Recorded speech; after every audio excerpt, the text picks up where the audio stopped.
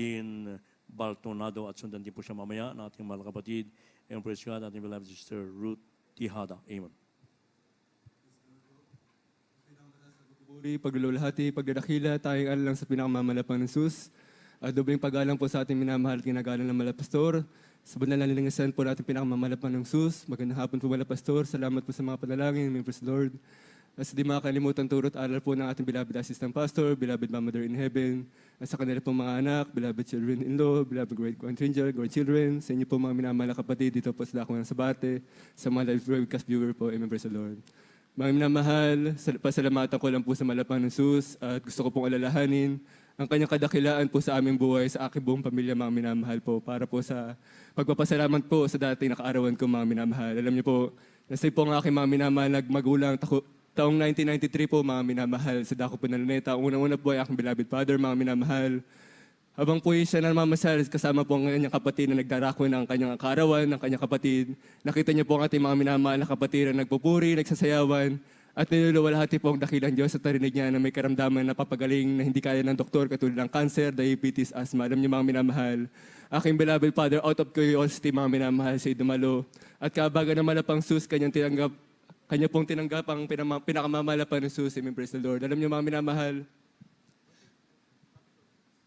minamahal, sa pagkakataon na yun, meron po siya pinapanalangin ng mga minamahal. Hindi po kapagaling ng kanyang karamdaman, kundi po pagbabago ng kanyang buhay financially. Alam niyo mga minamahal, ang beloved father po nakapagtapos siya ng vocational, pero alam niyo, nung oras na tanggapin niya ang malapang sus sa bautismo, sa pangalan natin pinamamalapang sus, sa unang ng malapastor, siya po ay nakapag-abroad nang wala pong kahit anong ginagamit o ginagastos na requirements, mga minamahal. At alam niyo mga minamahal, sa pagkakataon na yun hanggang sa pagpapatuloy ngayon, mga minamahal, sa kasalukuyang taon, na natili po yun sa amin, mga minamahal. Share ko lang din, nang taong pong magkakaroon ng pandemic, ang aking beloved father po na kasalukuyan nagtatrabaho sa Del Monte Pineapple Company, mga minamahal. Alam niyo mga minamahal, maganda po ang kanyang kinikita doon, mga minamahal, pero hindi po pala yun ang plano ng ating pinakamamalapang sus dahil po nung pagkakataon na yun na magkakaroon ng pandemic, hindi po namin inaasahan nagkaroon ng malaking pandemya, lalo na po sa produkto ng pagkain. Alam niyo mga minamahal, ang aking beloved father, ilinilipat po ng malapang noon sa mas magandang kumpanya, yung po sa gasolinahan sa Petron, mga minamahal. Alam niyo po, mga minamahal, katulad po ng pinapatutuan natin mga minamahal na kapatiran na kanila pong refrigerator ay kailanman na hindi po nababawasan at nawawalan ng laman. Ganyan na po nangyari sa amin, mga minamahal. Kaya talagang napakabuti ng malapang sus, hindi po siya napabaya sa amin.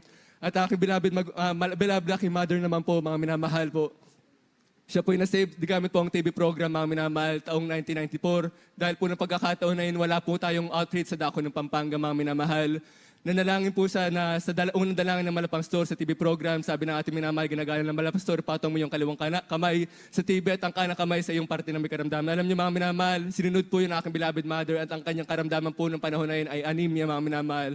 Alam niyo po, sa unang dalangin pa lang po sa pananampalataya sa ating minamalapan ng sus at alam niya ang ating minamalapan store ang ginamit ang malapang sus para po magdala ng kanyang banasita. Instant po na gumaling ang aking beloved mother at hinanap ko ating pananagawain sa Dak po ng Manila at nabautismohan, mga minamahal. So in short po, mga minamahal, ako po ay pinanganak sa ating bananagawain na pinalaki po na ang ating pinamamalapang sus ay nasa espiritu at katotohanan. Alam niyo, nung kabataan ko, mga minamahal, talagang napakasarap sa pakiramdam ng pag nararamdaman ko ang banal na presensya ng ating pinamamalapang sus. At talagang araw-araw ko na nababasa sa Biblia, mga minamahal, kung paano niya ginagamit, na ginawang ilagpas sa mga problema ang mga nangyayari tungkol sa Biblia, mga minamahal. Alam niyo, sa katagalan, mga minamahal, talagang pinagpala ko ng malapang sus na makapag-aral, mga minamahal, sa scholarships. Alam niyo mga minamahal, na pagkakataon na yun, hindi ko nabantayan ang aking sarili at tuluyan po ako nagkaroon ng pagkakataon na magkulang sa maglilingkod, mga minamahal. Sa pagpapatuloy po, nawala na akong tuluyan sa aking paglilingkod sa malapang sus na hindi ko na namamalayan na hindi na pala ako nakakadalo sa banal na gawain. Alam niyo mga minamahal, ang palo, napakasarap po pala niyan dahil yan po yung ginagamit ng malapang sus para tayo po'y palalahanan, mga minamahal. Yes. Ang naging palo po sa akin ng mga minamahal, nagkaroon po ako ng karamdaman sa balat, mga minamahal. Sa pauna po, nung may karamdaman ako, nagkaroon ako ng karamdaman na yun sa balat, mga minamahal. Damalangin po ako sa malapang ng sus. Alam niyo mga minamahal, sa pagdanalangin ko sa malapang ng sus, hindi ko alam may nahanap pala sa akin ng malapang sus na kulang pa pala ang aking ginagawa ng mga panahon na yun, mga minamahal. Kaya dahil po sa pag-aalinlangan ko sa ating pinakamamalapang sus, nagpunta po ako sa mga ospital katulad ng Jose Reyes Medical Center. Na alam niyo mga minamahal, gumastos po ko na napakalaking bayarin dahil dyan sa aking karamdaman. Umabot ng 10,000 kada buwan. Alam niyo mga minamahal, 3 taon na ginagawa ko yan pero wala nangyari. Hanggang sa dumating ang pagkakataon, naging lumala at lumala po ito hanggang sumantong sa depression, mga minamahal, na gusto kong magpatigawakal dahil po sa karamdaman na yun, pero hindi po ito pinahintulutan natin pinamamalapang ng Sus. Isang gabi mga minamahal, nanalangin ako sa ating pinamamalapang ng Sus kung anong dapat kong gawin para ako'y makapanabalik at makapaglingkod sa Kanya na may katapatan. Alam niyo mga minamahal, nagsisi po ako sa lahat ang ginawang pagkukulang, pagkakamali, pagkakasala at agad po ako pinagaling ng malapang Sus nang ako'y makadalo sa dako po ng Sabarte mga minamahal. Praise God. Alam niyo mga minamahal, isang himala pa palo ng malapang ng Sus dahil po doon sa karamdaman ko na nahihiya po ako marap sa ating minamahal na kapatiran, nakatalakbong po yung buong katawan ko noon. At ginamit po tayong kapatiran na sinabi ko sa malapang Sus, na sabi ko malapang Sus, pinapangako ko sa idadalo ko pero hindi ko alam kung kailan. Kaya may ginamit po ang ating minamahal kapatiran, nakadalo po ko. Alam niyo, grabe yung pag-iyak ko, pagluha ko sa malapang Sus, na naririto talaga tunay ang ating pinamamalapang Sus ay Diyos sa buhay mga minamahal. Alam niyo, Yes. hindi ko inaasahan na dahil sa pag-aalilangan ko, yun talaga nagbigay sa akin ng kasagutan na iasa lahat sa ating pinakamamalapang Sus hanggang sa dumating ang pagkakataon na first love ako sa ating mahal na Panginoon.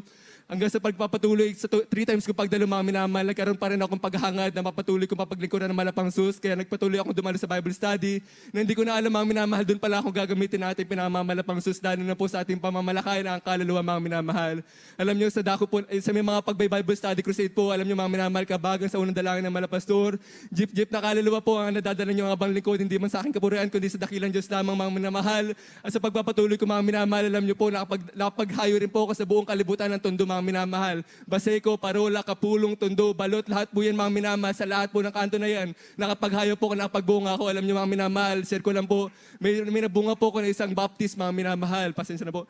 Na ito po yung sa kanyang karamdaman, ovarian at breast cancer mga minamahal. Alam niyo mga minamahal, in-sponsoran siya ng kanyang congregation, ng kanyang mga panggamot. Pero ano mang gawin niya mga minamahal, hindi niya masumpungan ng kagamutan sa ospital. Alam niyo, isang dalo niya lang sa ating banal na gawain. Alam niyo mga minamahal, nagulat kami nung aming pagkabalik sa ospital nang sinabi niya sa akin, pinakita niya yung biopsy mga minamahal. Nag-clear po yung kanyang ovarian cyst sa breast cyst mga minamahal. Alam niyo po, hindi lamang diyan nagtatapos mga minamahal, meron pa po tayong kapatiran na gumaling sa kidney trouble at diabetes mga minamahal. Hindi ko na po maisa-isa, baka umabalan po mga minamahal. Alam niyo, kung may pagkakataon lamang na may patayo po sila dito mga minamahal, masasaksihan niyo po marami. Maging malang ating pinakamamalapang Sus dito po sa Jesus Michael Crusade International Ministry. Amen. Praise the Lord.